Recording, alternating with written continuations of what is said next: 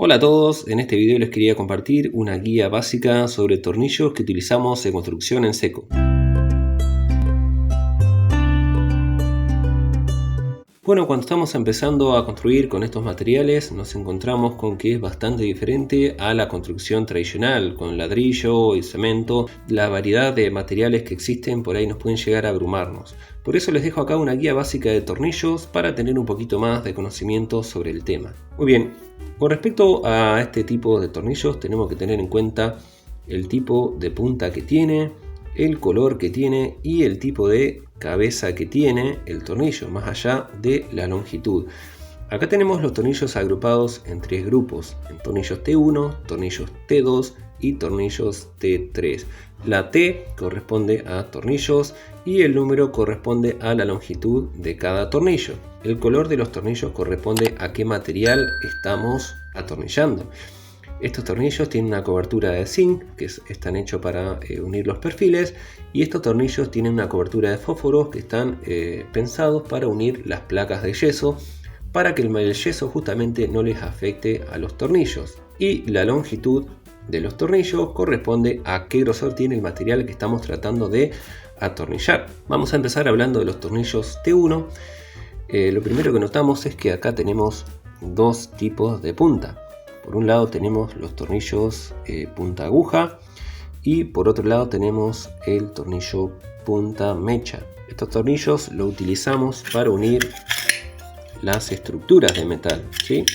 Acá tenemos un pedacito de solera y un pedacito de montante. Cuando nosotros estamos armando los paneles, colocamos estos tornillos acá. Es decir que la punta mecha, que termina como una mecha de taladro, primero realiza un agujero y sobre ese agujero efectúa la rosca. En cambio el tornillo punta aguja logra una unión más fuerte de las piezas. ¿Por qué? Porque hace un pequeño agujero y lo va ensanchando mientras se va enroscando.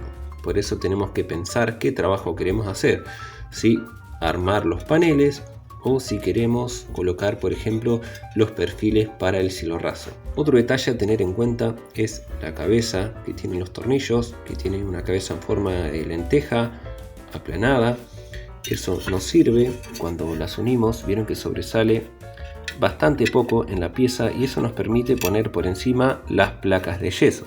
Después tenemos los tornillos T2. Estos tornillos nos sirven para unir ya las placas de yeso a estructuras de metal o estructuras de madera. Tienen este tipo de cabeza porque los tornillos van adentro, perforan un poquito, quedan un poquito adentro de la placa de yeso, más o menos 1 milímetro.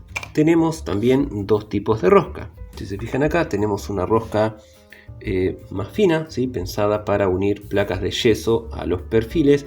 Y tenemos esta rosca un poco más alargada, pensada para unir los paneles de yeso a estructuras de madera, ya que la rosca más separada se agarra mejor a las fibras de madera y la rosca por ahí más compacta se sujeta mejor a los perfiles de madera. Estos tornillos de medida T2 los utilizamos para colocar, por ejemplo, el cielo raso, placas de 9 milímetros. Muy bien, después tenemos los tornillos T3.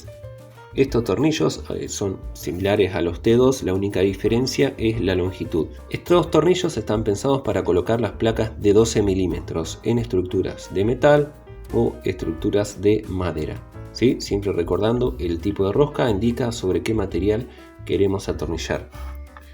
Este es un pedacito de placa de 12 milímetros. Nosotros, si lo colocamos con tornillos T2, si se fijan, nos queda muy poquita rosca, salvo que los atornillemos sobre perfiles de metal. En el caso que los atornillemos a estructuras de madera, a las placas de 12 milímetros, sí o sí tenemos que usar el tornillo T3 para que tenga un buen agarre, ya que el T2 nos quedaría demasiado justa la unión. Bueno, espero que les haya servido esta guía básica sobre los tornillitos que utilizamos para construcción en seco.